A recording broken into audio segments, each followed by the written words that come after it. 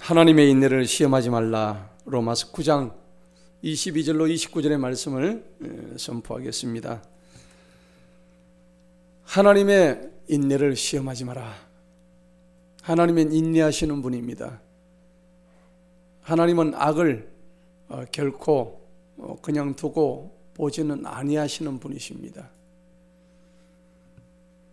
요새 한국에서 만든 넷플릭스 영화 이정재가 주연했던 오징어 게임이라는 그 영화가 세계에서 지금 1등을 하고 있습니다. 지난주 수요 예배 때 우리가 함께 시청을 했습니다. 놀랍습니다.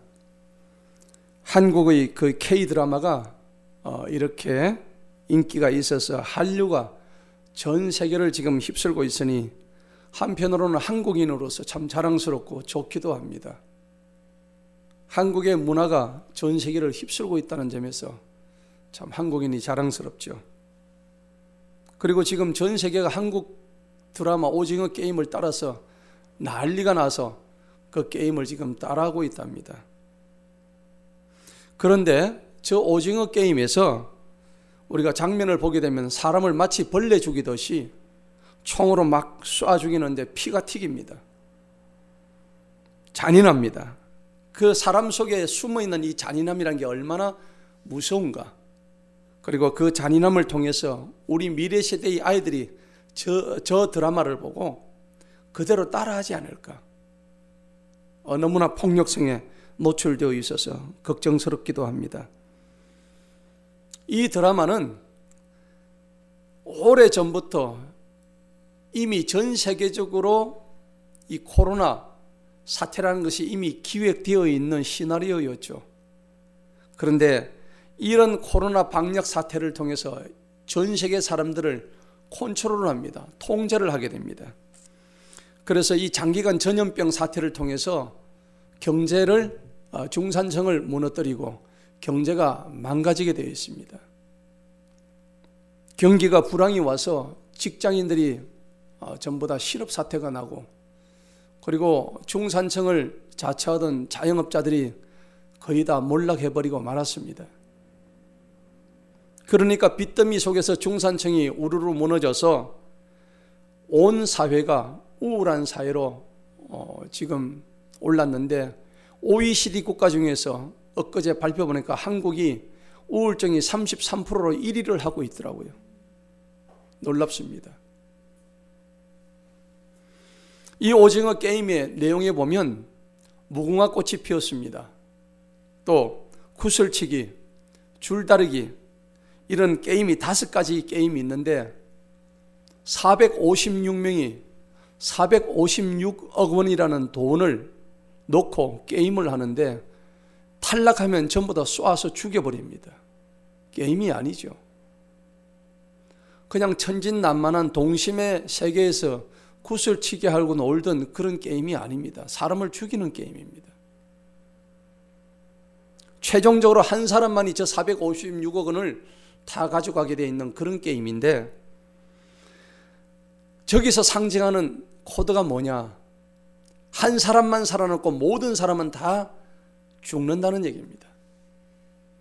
결국은 이 불완전한 자본주의 사회에서 계급의 대립을 의미하는 겁니다. 가진 자와 못 가진 자의 게임 속에서 실패한 자본주의의 표상인 대한민국이라는 나라가 가장 자본주의 역사상 가장 빨리 성장한 나라예요. 그런 만큼 이 자본주의가 성장한 이면에는 자본주의 때문에 병든 우리 사회 구조의 모습이 고스란히 녹아있다는 겁니다. 그러한 모습을 아주 상징적으로 보여주고 비극적으로 보여주는 게 이 오징어 게임의 내용입니다. 1부가 끝나고 2부가 곧 또 시작된다고 그래요. 전 세계가 지금 열광하고 있습니다. 9부작까지가 있는데 우리는 9부작을 보지 못하고 지난주 그 9부작을 줄거리로 요약한 요약본을 우리가 보았습니다만은, 영화 곳곳에서 반기독교적인 프레임이 씌워져서 드라마 전체가 성경이 말씀하시는 사단의 세력인 적그리스도 짐승의 표식인 666이 곳곳에 드러나고 있습니다. 즉 뉴월드 오더, 신세계 질서의 모습이 영화 곳곳에 숨어서 아주 교묘하게 나타나고 있는 겁니다. 그런데 저 영화에서는 유독 모든 종교 중에서 기독교에 대해서만 아주 반감을 극도로 나타내고 있습니다. 대표적인 게 뭐냐니까, 지하철역에서 그 배우 공유가 이정재한테 말을 거는 장면 보면 꼭 길거리에서 전도하는 전도사가 게임을 권유하는 장면처럼 나옵니다. 그리고 어떤 참가자는 사람을 죽이는 일에 참가를 했다가 자신이 신의 도움을 받았다고 주님 앞에 감사를 하는 장면이 나옵니다. 사람을 죽여놓고. 그리고 어떤 또 참가자는 자기 아버지가 목사인데 아빠 목사로부터 상습적으로 강간을 당했습니다. 성폭행을 당해가지고 그럴 때마다 자기 아빠는 회개하고 다시 강단에 서는 그런 모습을 연출하는 그런 내용도 들어있습니다. 또 거기서 죽었던 수백 명의 사람들을 죽여서 장기를 적출해서 그 장지를 팔아먹는 장면이 나오는데 관뚜껑을 덮고 십자가를 그리는 장면이 나옵니다. 교회의 십자가가 이런 데서 지금 사용되고 있는 장면을 보게 됩니다. 그리고 게임장에서 풀려난 주인공 이정재가 지금 거의 의식이 없는 그런 상태에서 길거리에서 전도하던 사람이 그 사람을 구해주지는 않고 가까이 와가지고 예수 안 믿으면 지옥 간다고 그 말만 하고 그냥 떠나버리는 장면이 나옵니다. 마치 선한 사마리아인이 연상이 되는 대목입니다. 영화 감독이 어쨌든 이 영화를 만들 때 반기독교적인 정서와 의도를 가졌다고 우리는 만들었다고 볼 수 있습니다. 즉 그 영화 감독이 기독교는 반드시 없애야 될 사회의 악으로 규정하고 이 영화를 작심하고 만드는 것 같아요. 그런데 그 영화를 보면서 한편으로는 다 그런 건 아니지만은 우리 한국 교회가 얼마나 타락했다는 것을 사실은 반성하게 되고 또 한편으로는 그 영화를 보면서 회개하게 되는 그런 또 단초를 제공했다는 면에서는 우리 자신에게도 우리 성도들에게 우리 그리스도인들에게도 지금 뭔가 책임이 있다는 것을 제가 동시에 느꼈습니다. 회개가 필요한 시점입니다. 아마 그 영화를 보신 많은 한국 사람들은 한국 교회가 이렇게 썩었구나 라고 생각하는데 그 책임을 우리는 다른 사람한테 돌릴 것이 아니라 바로 나 자신한테 지금 돌려야 되는 그런 시점에 와 있음을 깨달아야 될 줄로 믿습니다. 이 영화의 내용의 전개를 보면 옛날 같으면 이게 상상도 못할 내용들입니다. 어떻게 게임을 하면서 그렇게 총으로 쏘아 죽일 수 있는 내용을 그냥 우리는 무심히 쳐다보고 있는 거예요. 지금 그런 상상도 못할 내용들이 눈앞에서 펼쳐지고 있는데 그런 장면을 보고 우리 인간은 도대체 어떤 악한 인간들인가? 얼마나 우리는 악한 존재인가? 이 악의 문제와 부딪히지 않을 수가 없는 거예요. 이 오징어 게임을 보면서. 도대체 이 악의 끝은 어디까지일까? 라는 의문을 가질 수밖에 없었습니다. 오늘 하나님의 인내를 시험하지 말라는 설교 제목을 가지고 여러분과 함께 말씀을 나누고 있는데 오늘 그 첫 번째 문제로서 하나님은 도대체 이 악을 안 만드시면 되는데 왜 악을 이렇게 만드셔서 우리를 이렇게 힘들게 하시는가? 라는 문제를 우리가 제기할 수가 있습니다. 여러분, 하나님은 왜 악을 허용하실까요? 안 만드시면 될 악을. 어떤 사람은 태어날 때부터 소경이 돼가지고 장님으로 태어나는 사람이 있고 또 어떤 사람은 전쟁에 나가지고 이유도 없이 총에 맞아 죽는 사람이 있습니다. 자기 잘못도 아닙니다. 또 어떤 어린아이는 유괴가 되어서 무참히 살해되어서 자기 죄와는 아무런 상관없이 그렇게 죽어가는 어린아이들도 있습니다. 또 수많은 사람들이 하나님의 노하심에 의한 자연재해에 의해서 태풍과 쓰나미와 지진과 화재와 온갖 전염병을 우리에게 주셔서 우리가 그렇게 쓰러지도록 하나님께서 하고 계십니다. 하나님은 그런 것을 얼마든지 막으실 수 있는 분이신데 왜 그런 것을 그냥 보고만 지켜보고 계시고 놔두시는 걸까요? 왜 이렇게 악을 허용하시는 걸까요? 하나님이 능력은 많이 가지고 계시지만 혹시 선하지 않으시는 게 아닌가? 아니면 선하지만은 능력이 부족해서 악을 막지는 못하시는 게 아닌가? 라는 생각을 우리가 해볼 수 있는 거예요. 만일 하나님께서 선하시다면 어떻게 악을 허용할 수 있겠습니까? 우리는 모든 책임을 누구한테 돌리냐면 하나님한테 돌리면서 불평을 하기 시작합니다. 그런데 이런 질문에는 잘못된 전제가 깔려 있어요. 뭘까요? 그것은 우리 인간이 만들어 놓은 모든 것들이 선하다고 생각하기 때문입니다. 하지만 인간이 만들고 생각하고 판단하는 모든 것이 과연 옳은 것일까요? 아닙니다. 결코 옳은 게 아닙니다. 성경은 말씀합니다. 로마서 3장 4절에서 사람은 다 거짓되되 오직 하나님은 참되시다 라고 말씀하고 있습니다. 사람은 다 거짓되다고 성경이 말씀하고 있습니다. 그렇기 때문에 선악의 기준은 사람이 정하는 것이 아니라 하나님만이 정하실 수가 있습니다. 하나님이 선하다고 인정하셔야만이 비로소 선한 것이지 인간이 그것이 선하다고 해서 선하게 되는 것이 아니라는 겁니다.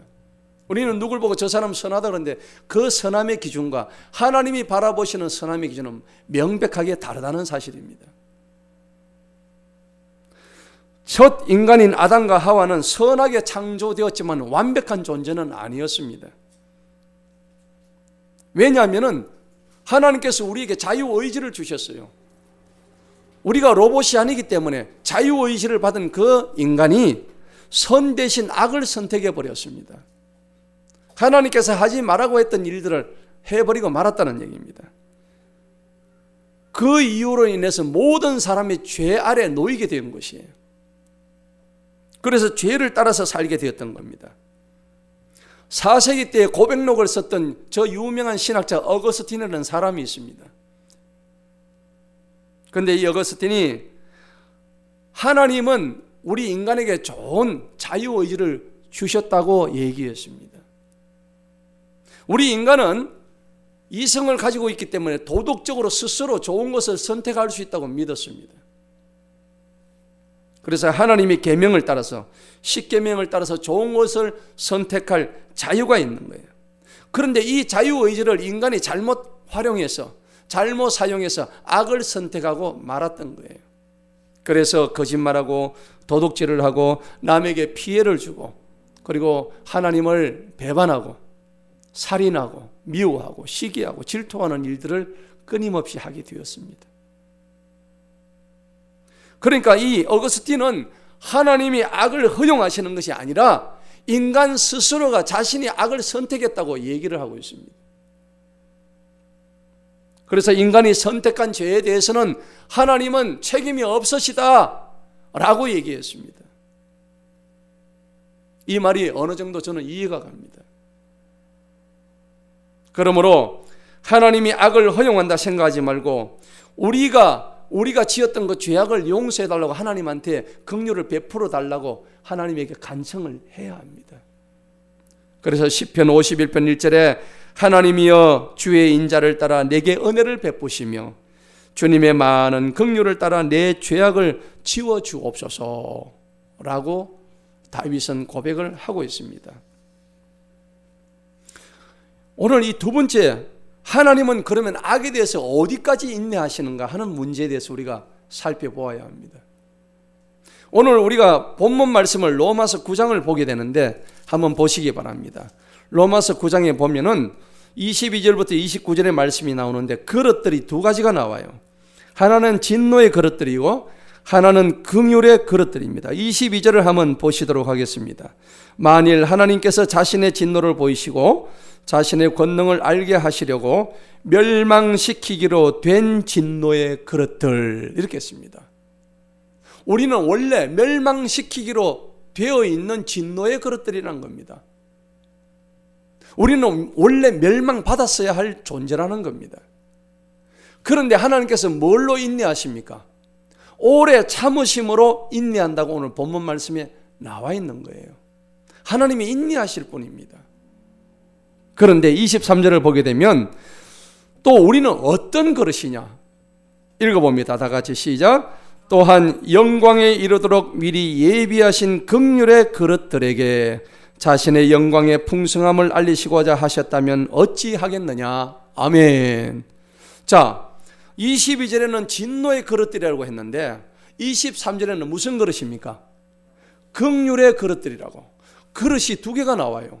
이 그릇들이 누구냐면은 우리가 그릇들이에요. 우리는 지금 23절에서 무슨 그릇이냐면은 하나님께서 미리 예비하신 하나님의 영광에 이르도록 미리 준비해 놓으신 긍휼의 그릇들이래요. 할렐루야.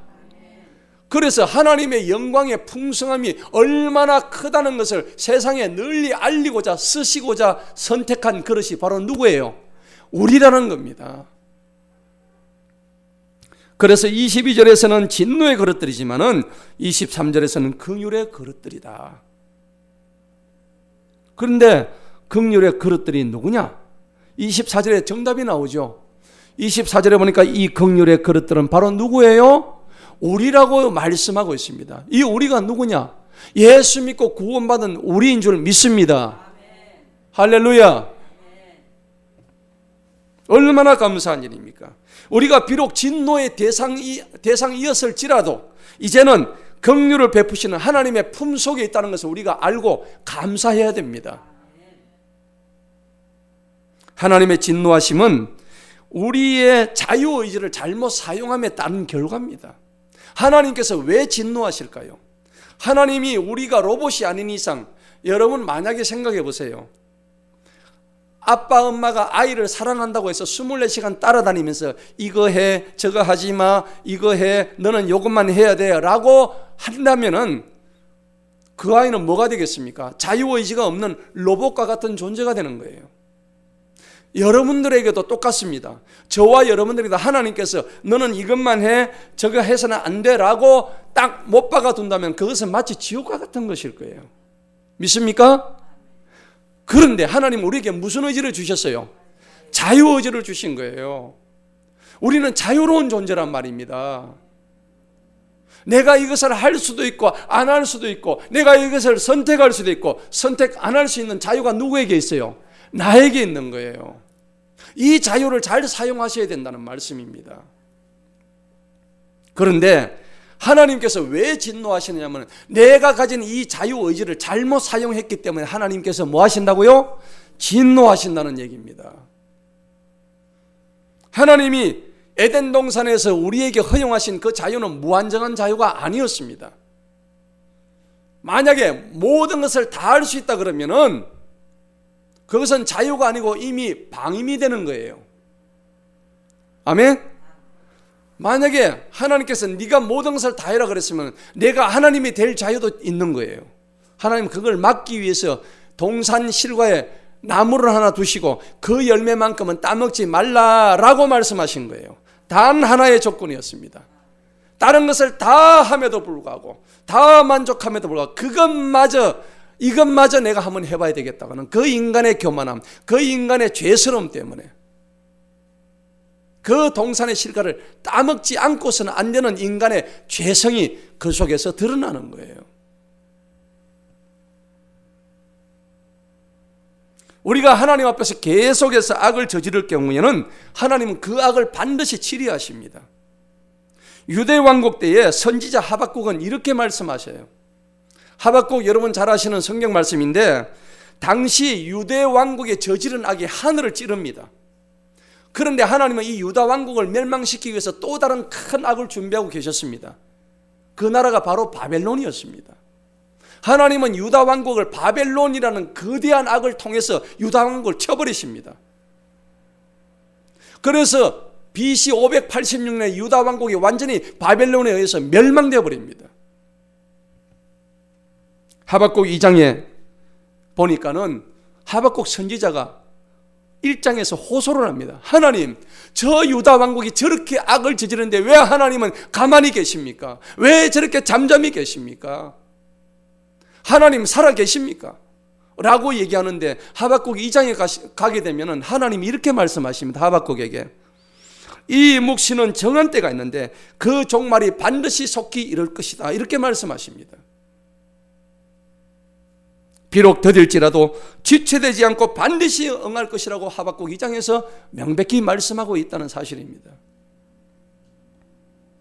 계시록 20장 15절에 보니 생명책에 기록되지 못한 자는 누구든지 불못에 던지운다고 성경은 말씀하고 있습니다. 계시록 22장 12절에 보라 내가 속히 오리니 각 사람의 행위에 따라서 내가 다 보응하리라 주님이 말씀하고 계십니다.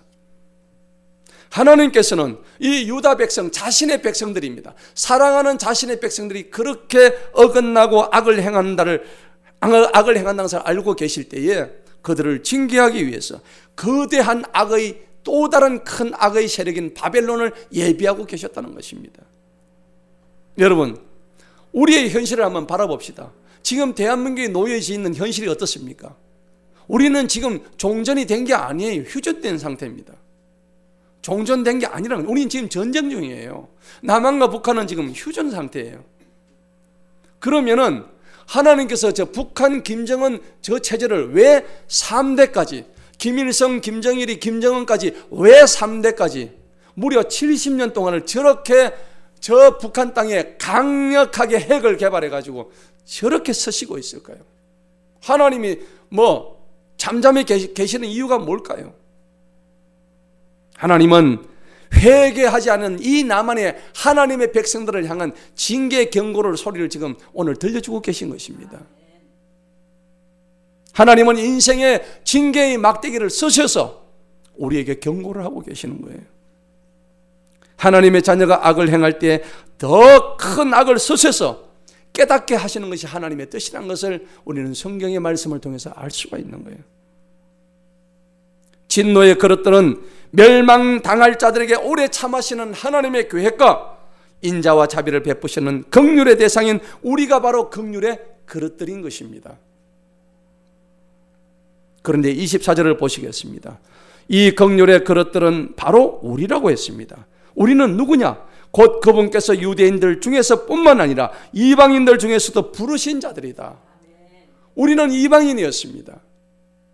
그런데 그 이방인이 오늘날 영적으로 우리는 영적 유대인이 된 줄로 믿습니다. 그런데 하나님이 불러주셨다고요. 우리는 긍휼의 그릇들이 됐다는 사실입니다. 25절을 보게 되면 하나님은 이 사도 바울을 통해서 호세아서를 인용하면서까지 오늘 이 말씀을 하고 있는 거예요. 호세아서 2장 23절에 나오는 말씀이 오늘 본문 25절의 말씀입니다. 호세아의 글에서도 말씀하신 바와 같이 내가 내 백성이 아니었던 자들을 내 백성이라 부르며 사랑받지 못했던 그녀를 사랑받는 자라 부르리라. 할렐루야. 내 백성이 아니었습니다. 하나님을 배반하고 하나님을 떠난 자들이었는데 하나님을 믿고 주님께로 돌아왔던 원래 이방인이었지만 이제는 하나님의 완전한 백성이 된 우리를 긍휼의 그릇들로 보신다는 사실입니다. 그것이 오늘 우리에게 주신 하나님의 은혜인 줄로 믿습니다. 26절을 보시겠습니다. 그러니까 그 말씀이 너희는 내 백성이 아니라고 그들에게 말씀하셨던 그곳에서 그들이 살아계신 하나님의 자녀, 우리는 바로 이제는 내 백성이라 불리면서 살아계신 하나님의 뭐라고요? 자녀가 되었다는 사실입니다. 우리는 하나님의 자녀들입니다. 얼마나 큰 은혜요, 얼마나 큰 특권임을 우리가 알 수 있겠습니까? 오늘 저와 여러분 이 은혜 속에 살아감을 우리가 믿으시기 바랍니다. 성경은 곳곳에서 이런 원리가 너무나 많이 나와요. 악한 세력에 의해서 엄청난 고난을 받았던 애굽의 총리 요셉을 보십시오. 요셉은 여러분들 보시다시피 어떻습니까? 많은 고난을 겪었던 사람이에요. 많은 악의 무리들이 그를 죽이고자 했던 자기 형제들에 의해서부터 감옥에 들어가서까지 그런 수많은 악의 무리 속에 쌓여 있었지만은 하나님은 그 악을 다 물리치게 하셨습니다. 다윗은 어떻습니까? 이유도 없이 사울 왕으로부터 쫓김을 당하면서 수없이 죽을 고비를 넘겼지만은 하나님이 그를 유다의 왕으로 삼으셨다는 사실입니다. 또 하나님께서는 모세가 자기 백성들을 이끌고 출애굽을 앞둔 당시 바로의 마음을 일부러 완악하게 하셨습니다. 일부러 악하게 하셨습니다. 그래서 이런 모든 것이 다 하나님의 영광을 드러내시기 위한 계획임을 성경은 말씀하고 있는데, 여기에 하나님의 숨은 뜻이 다 들어가 있는 거예요. 이것을 출애굽기 7장 5절의 말씀은 이렇게 설명합니다. 내가 내 손을 애굽 위에 펴서 이스라엘 자손을 그 땅에서 인도하여 낼 때에야 애굽 사람이 나를 여호와인 줄을 알게 될 것이다. 할렐루야. 그냥 내보내면은 애굽 사람이 나를 하나님으로 안 본다는 얘기입니다. 그렇게 수없는 온갖 이적들을 10가지 재앙을 통해서 이적들을 베풀고 자기들이 굴복하지 않을 때 마지막까지 항복한 상태에서 하나님의 위대하심, 하나님의 영광을 그런 재앙과 이적을 통해서 하나님 보여주신다는 사실을 우리가 깨달아야 되는 것입니다. 오늘 우리 앞에 있는 악이 뭘까요? 우리는 지금 어떤 악 앞에 지금 있습니까? 하나님께서 악을 허용하시는 범위와 인내의 한계가 어디까지일까요? 이것은 하나님의 계획 속에 다 이루어지는 줄 믿습니다. 그럼에도 계속해서 악을 행하는 자들에게는 하나님의 심판이 끝내 준비가 되어 있다는 것을 오늘 본문 27절에서 명백히 말씀합니다. 27절 한번 읽어봅니다. 시작. 또한 이사야도 이스라엘에 관하여 외치기를 이스라엘 자녀의 수가 바다의 모래 같을지라도 누구만 남은 자만 구원을 받으리라. 할렐루야. 우리가 그 남은 자인 줄 믿습니다. 남은 자만 구원받는 거예요. 이스라엘 백성들이 모래알같이 많다고 아브라함에게 약속을 하셨지만은 그래도 끝까지 구원받는 하나님의 말씀을 지킨 자들, 그 남은 자들, 엘리야 선지자의 숨겨진 바알에게 무릎 꿇지 않았던 그 7,000명만, 온전한 7,000명만 구원받는 사실을 우리가 알아야 됩니다. 계시록에서 말씀하는 14만 4천 명이 완전한 그 숫자가 하나님 앞에 구원받음을 우리가 알아야 되는 것입니다. 남아야 합니다. 끝까지 살아남아야 하는 것입니다. 인내하고 끝까지 버텨야 되는 것입니다. 그러면 그 일을 언제 할까요? 오늘 본문 28절에서 말씀합니다. 다 같이 읽어봅니다. 이는 그분께서 그 일을 끝마치시고 의로우심 중에 속히 어떻게 한다고요? 단축시키신답니다. 이는 주님께서 땅 위에서 속히 행하시리라. 아멘. 여러분, 29절에 보니까 소돔과 고모라 얘기가 나오는 거예요. 롯의 때에 하나님은 그 땅을 멸망시키기로 작정을 하신 거예요. 여러분, 소돔과 고모라가 왜 멸망했을까요? 지금 여러분들 지금 곳곳에서 퀴어 축제가 일어나고 있습니다. 전 세계에서 퀴어 축제를 다 도입을 했습니다. 동성애를 합법화시켰습니다. 여러분, 소돔과 고모라가 왜 멸망했을까요? 우리가 사사기도 보니까는 분명히 동성애 하려고 상간하려고 하는 장면이 나왔었고, 그 다음에 소돔과 고모라에서도 거기서도 동성애 사건들이 나오는데 하나님이 가장 싫어하신 것 중에서 음란인 거예요. 그런데 소돔과 고모라는 끝내 멸망당했는데 오늘 본문 29절을 보게 되니까 다 같이 한번 읽어봅니다. 또한 이사야가 미리 말한 바와 같이 만군의 주님께서 우리에게 뭘 남겨요? 한 씨를 남겨두지 아니하셨더라면은 우리가 소돔같이 되고 고모라같이 되었으리라 함과 같으니라. 아멘. 우리가 소돔과 고모라처럼 멸망당하지 않는 이유는 우리는 거룩한 씨앗이 되어 있기 때문에 가능하다는 말씀입니다. 그래서 우리는 로봇이 아니기 때문에 우리에게 주신 하나님의 자유의지를 우리는 잘 선택하고 잘 사용해야 될 줄로 믿습니다. 자유의지가 없는 인생은요, 그 사람에게 생명이 없는 것과 마찬가지예요. 내가 이거 하고 저거 하고 싶은데 누가 막아보세요. 나에게 자유가 아니면 죽음이 달라. 죽음을 달라. 미국의 패트릭 헬리가 했던 연설이에요. 여러분, 자유가 없는 삶은 저기 북한 땅에 사는 삶과 똑같은 삶이에요. 여러분들 북한 땅에 가고 싶으세요? 아니지 않습니까? 나에게 자유가 주실 때 그 자유를 잘 선용해서 지키는 일이 우리가 해야 될 일인 줄로 믿습니다. 하나님은 천사나 인간에게 자유가 없는 인생을 살지 않도록 하셨어요.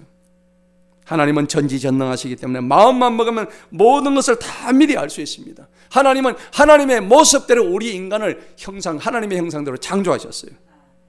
그렇기 때문에 우리에게 자유의지를 주신 거예요. 우리한테 자유의지를 주셨다는 것은 우리가 이성을 가지고 하나님을 경배하고 우리의 자유의지를 가지고 충분히 하나님을 경배할 줄로 믿었기 때문에 우리에게 자유의지를 주신 거지, 그 자유의지를 가지고 악을 행하라고 주신 게 아니란 얘기입니다. 이 자유의지를 가지고 우리는 하나님을 순종하는 모습으로 보여주실 줄로 믿습니다. 오늘 세 번째로, 우리는 하나님의 인내를 결코 시험해서는 안 될 것입니다. 예수 그리스도를 믿음으로 새 생명을 얻은 우리들은 하나님의 사랑과 은혜를 이미 맛본 자들이에요. 얼마나 감사한 일입니까? 그렇기 때문에 우리는 죄를 멀리하는 삶을 살아야 합니다. 그럼에도 불구하고 우리는 이 예배를 마치고 나가면 계속되는 죄와 반복되는 악행으로 말미암아 하나님의 마음을 근심하게 만드는 거예요. 죄를 지으면 가장 누가 먼저 알아요? 내 자신이 가장 먼저 알아요. 내 속에 죄가 있다는 걸 자기 자신이 가장 먼저 알아요. 동시에 누가 또 알아요? 하나님이 아세요. 내가 알고 하나님이 아십니다. 숨길래야 숨길 수가 없습니다. 남은 속일 수 있지만은 내 자신과 하나님은 속일 수가 없는 거예요. 하나님의 인내는 어디까지일까요? 모세가 이스라엘 백성들을 이끌고 가데스 바네아를 지나는데 거기서 이스라엘 백성들이 극악한 하나님께 범죄를 하는 장면이 나옵니다. 그런데 모세가 하나님께 호소를 합니다. 하나님, 이 불쌍한 백성들을, 이 악을, 이 불평하고 이 불만을 표출하는 이 백성들을 하나님 용서해 달라고, 진멸시키지만 말아달라고 자기 이름을 걸고 기도를 합니다. 모세가. 민수기 14장 17절 18절입니다. 내가 전염병으로 그들을 쳐서, 하나님이 말씀하십니다. 그들을 쳐서 멸하고 그들에게 기업을 허락하지 않겠다 말씀하시니까 18절에 모세가 이렇게 기도합니다. 주님, 이제 구합니다. 이미 말씀하신 대로 주의 큰 권능을 나타내옵소서. 이러기를, 여호와는 노하기를 드디하옵소서. 간청을 하는 장면이 나와요. 여러분, 하나님이 이 모세의 기도를 들어주셨어요. 그래서 저들 백성들이 하나님의 진노를 사지 않았다는 것입니다. 하나님은 이처럼 인내하시는 분입니다. 우리가 죄를 짓고 악을 쌓을 때마다 하나님은 우리를 향해서 이 모세의 중보기도를 통해서, 이 모세의 중보기도가 누구예요? 하나님의 지도자들입니다. 여러분들을 위해서 중보하는 기도자들이 있습니다. 누굴까요? 여러분 주변들을 살펴보세요. 나를 위해서 기도하는 사람들이 있습니다. 그러면 그 은덕에 고마워해서 우리도 남에게 중보자가 되어야 될 줄로 믿습니다. 하나님의 인내는 하나님의 자제력을 가리키는 거예요. 하나님이 진노의 그릇들을 즉시 오늘 이 로마서 말씀을 멸하셨더라면 하나님의 자제력이 그토록 탁월하게 보이지는 않았을 거예요. 하지만은 하나님은 악을 인내하시는 분이십니다. 오랫동안 형벌을 자제하십니다. 그래서 인내의 속성을 영광스럽게 드러내시는 거예요. 그래서 우리가 갈라디아서 5장 22절에 보니까는 우리의 성령의 9가지 열매 중에 인내가 들어가는 거예요. 그런데 사람은 어떨까요? 그것을 이용합니다. 하나님이 인내하심을 잘못 이용하고 있습니다. 성경에 이렇게 표현합니다. 전도서 8장 11절에 하나님의 인내를 악용하는 사람들에게 말씀하십니다. 전도서 8장 11절, 악한 일의 징벌이 속히 실행되지 않으므로 인생들이 악을 행하기에 마음이 담대하도다. 하나님의 징벌이 지금 속히 실행되지 않기 때문에 악을 행하는데 주저없이 그냥 악을 계속 행하고 있다는 사실이에요. 성경은 오늘 이렇게 말씀하시는 거예요.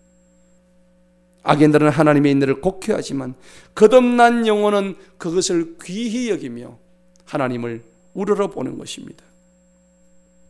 오늘 우리 자신의 삶을 다시 한번 돌아보십시다. 하나님께서 우리의 악한 행위를 얼마나 지금 오래 참아주고 계신지 모릅니다. 그런데 우리는 어때요? 감사도 없어요. 복종도 마지못해서 해요. 겨우 합니다. 그러면서 날마다 죄와 잘못을 거듭하고 있는 것이 우리의 실상이에요. 하나님께서 우리 속에 남아있는 죄의 원리, 곧 육신을 감내하시는 이유가 뭐냐? 베드로서 3장 9절의 말씀처럼 우리를 위해서 오래 참으신다고 성경은 말씀하고 있습니다. 그 마음을 하나님께서 우리에게 나타내시기 위해서 오래 참으신다는 사실입니다.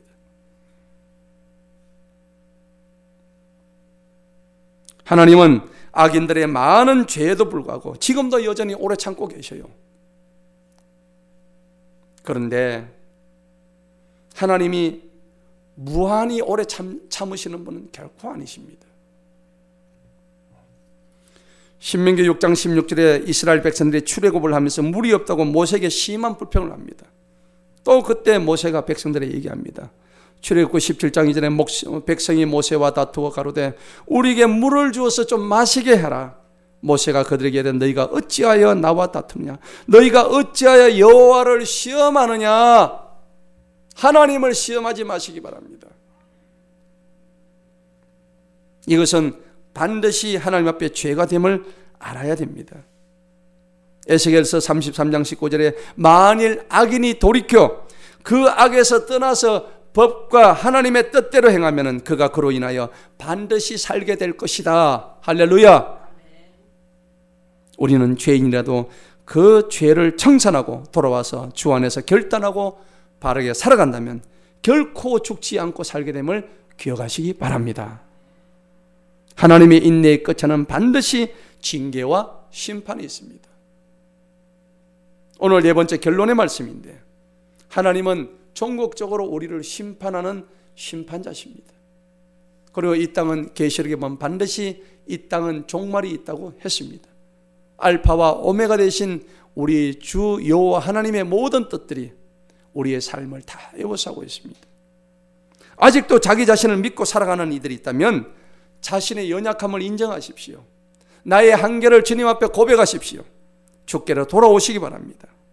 지금 예수님을 삶의 주인으로 모셔 드리지 않는 분이 있다면 내 지금 있는 모습 그대로 주님 앞에 나오시면 되는 거예요. 잘난 체 할 필요도 없어요. 못난 체 할 필요도 없습니다. 지금 내 모습 그대로, 내 모습 그대로 주 앞에 나가면 되는 거예요. 지금 이 모습 이대로 주님 앞에 나가시기 바랍니다. 내 안에 있는 큰 죄 작은 죄 어떤 죄가 있다 하더라도 그 죄의 본성을 가진 인간은 우리 모두는 전적으로 부패한 존재임을 우리가 깨달아야 합니다.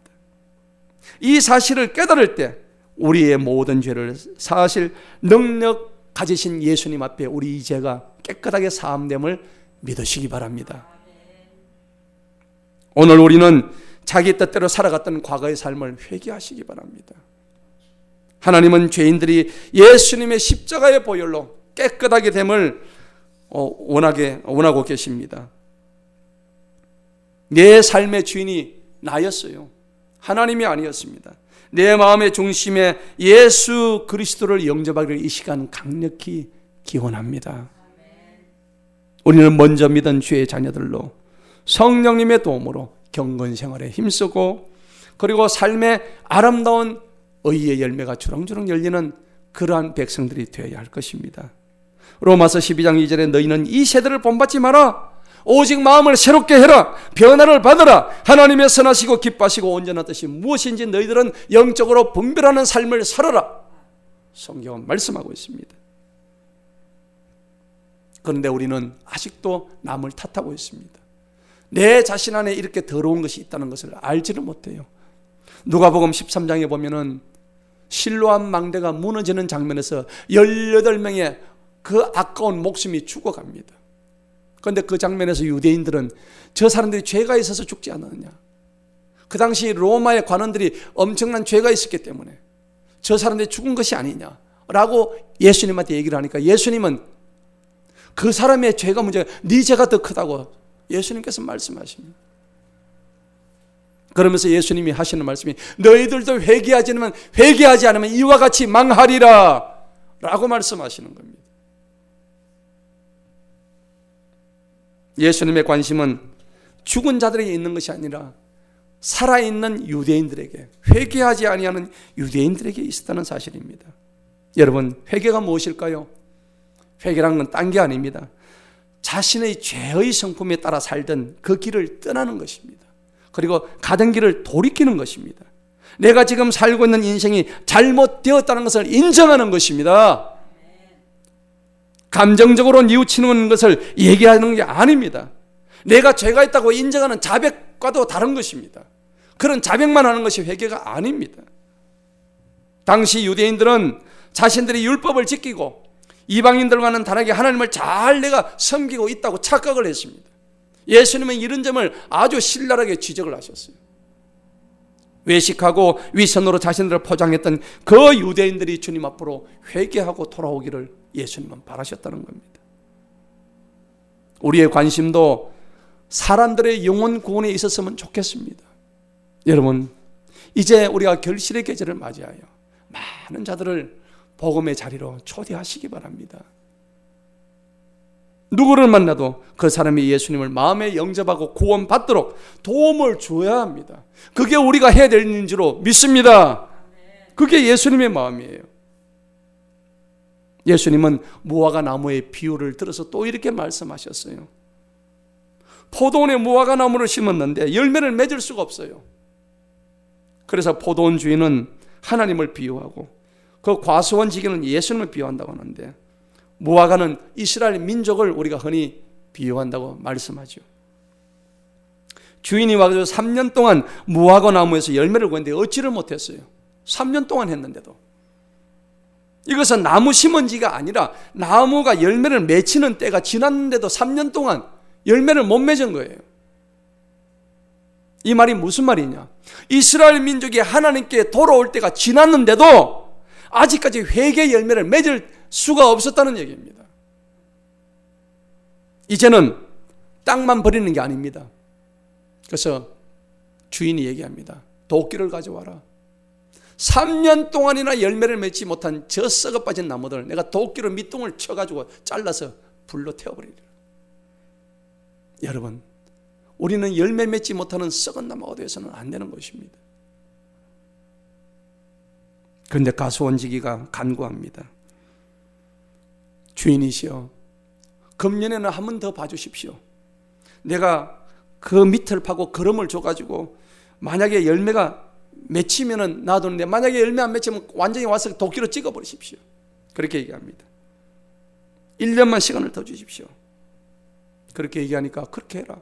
그랬음에도 불구하고 이스라엘 백성들에게 돌아오기를 간구했지만 그들은 돌아오지 않았습니다. 이 비유가 반드시 이스라엘 민족들이 돌아오게 되기를 바라면서 하는 비유인 줄로 우리가 압니다. 여러분, 성경의 일반성은 뭐냐? 성경에 나오는 모든 비유는 뭐냐니까 이 말씀이 누구를 위해서입니까? 바로 내 자신을 위해서, 우리를 위해서 쓰여진 것을 여러분 믿으시기 바랍니다. 우리가 혹시 유대인들처럼 나는 복음의 원리에 대해서도 알고 예수님을 마음에 영접했음에도 불구하고 영원한 생명과 영원한 속죄를 얻었음에도 불구하고 아직도 믿는 자로서 합당한 열매를 맺지 못한다면 오늘 이 시간에 주님의 이름으로 회개하시기 바랍니다. 요한복음 15장 4절에 열매를 맺으려면 간단합니다. 원리가 간단합니다. 가지가 어디에 붙어 있어야 돼요? 나무가 가지에 붙어 있어야 되는 거예요. 줄기에 붙어 있어요. 줄기에. 그래서 예수님과 지속적으로 개인적인 사귐이 없으면 절대 열매를 맺을 수 없는 거예요. 여러분, 가지가 포도를 주렁주렁 맺으려면 그냥 이 줄기에만 붙어 있으면 지가 한 일은 아무것도 없어요. 그냥 붙어 있으니까 열매를 주렁주렁 맺혔다는 것입니다.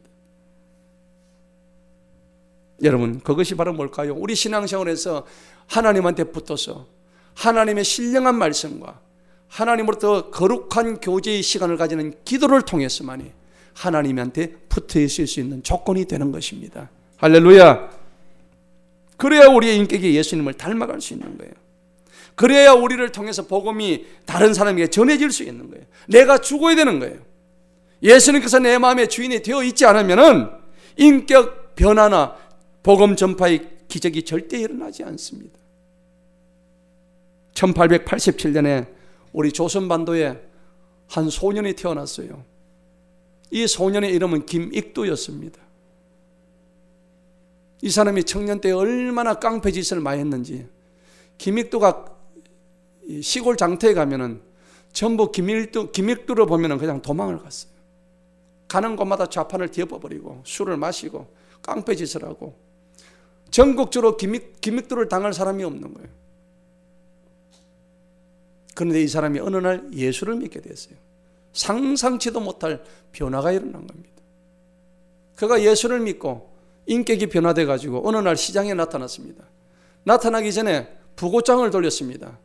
기믹도가 죽었다고, 살아있는 기믹도가 죽었다고 부고장을 돌렸는데 사람들이 의아했습니다. 진짜 죽은 줄 알고. 그런데 기믹도가 다시 나타난 거예요. 그런데 알고 본 적 옛날에 깡패짓하는 그 기믹도는 이미 죽었다는 얘기입니다. 이제 나는 예수로 인해서 완전히 새로 태어난 새로운 기믹도가 되었다는 사실을 그 시장의 모든 주변의 사람들 다 알리게 된 거예요. 그러던 어느 날 이 기믹도를 당할 수 없는, 이 기믹도에 당할 수 없는 그 수많은 사람들이 있었는데 어느 날 술꾼이 예수 믿고 난 기믹도에 다가가지고 술에 취해가지고 기믹도를 두드려 팼습니다. 옛날 같았으면 어땠습니까? 바로 죽었습니다. 죽음이었었는데 기믹도가 두드려 패니까 이렇게 맞고 저렇게 맞고 두드려 패는 다 맞는 거예요. 그러니까 하는 말이 뭐랬습니까? 이 사람이 했던 말이 있습니다. 예수는 내가 믿고 복은 자네가 다 받았네. 그랬다고 합니다. 예수는 기믹도가 믿었는데 기믹도에 의해서 이 사람이 안 죽었으니까 복은 네가 다 받았다, 그런 얘기를 하는 것입니다. 그러고 난 뒤에 기믹도가 이 조선반도의 목사가 되는데 설교를 28,000번을 했다고 합니다. 길선주 목사가 조선반도의 바울이었다면 이 기믹도 목사는 베드로와 같은 그러한 기적을 일으켰는데 기믹도가 가는 곳마다 소경이 눈을 뜨고 안전병에 일어서고 곳곳에서 치유가 일어났다고 합니다. 한국의 위대한 부흥 강사, 전도자가 되었다고 그래요. 여러분, 한 사람의 변화가, 예수 믿었던 한 사람의 변화가 이렇게 이 나라를, 기믹도로 해서 수많은 사람들이 예수를 믿게 된 거예요. 여러분, 오늘 내가 예수 믿고 나를 통해서 누가 변화가 됐는지 다시 한번 손꼽아 보시기 바랍니다. 나로 인해서 누가 변화가 되었는지, 내 가정이 변화가 됐는지, 내 소속된 직장이 변했는지, 이 나라가 변했는지, 무엇이 변했는지. 오늘 우리 김익동 목사의 예를 들면서 우리 오늘 내 자신이 무엇이 변했는지 다시 한번, 한 사람의 회개와 변화가 온 나라와 자기 가정과 자기 직장과 내가 속한 공간을 변화시킨다는 사실을 우리가 알 때에 예수님을 마음에 영접한 지 몇 년이 지났는데도 아직도 내 인격에 전혀 변화가 없다면 오늘 진정으로 주님 앞에 회개하는 시간 되시기를 바랍니다. 나를 통해서 복음이 전해진 기억이 없다면 나의 신앙을 다시 한번 점검해 볼 필요가 있는 것이에요. 언젠가는 하나님께서 심판하실 것이지만 그 심판의 때가 되기까지 하나님께서는 오늘도 기다리고 계십니다. 마지막으로 타인보다 앞서야만 살아남을 수 있는 이 세상입니다. 그런데 우리가 믿음 생활을 하는 동안 하나님을 믿는 일이란 것은 거의 기적과 같은 사실입니다. 그렇지 않습니까? 내가 하나님을 믿었다는 사실이 기적입니다. 하나님의 은혜입니다. 할렐루야. 그래서 우리는 하나님이 주신 뜻이 무엇인지 잘 분별하시고 하나님 보시기에 정직하게 좋게 행하여서 복을 받아 누리는 우리 모두가 되어서 하나님의 그 인내하심을 시험하지 말고 우리는 적극적으로 회개해서 하나님이 기뻐하시는 하나님의 종으로 살아가는 우리 모두가 되기를 주님의 이름으로 축원합니다. 기도하시겠습니다.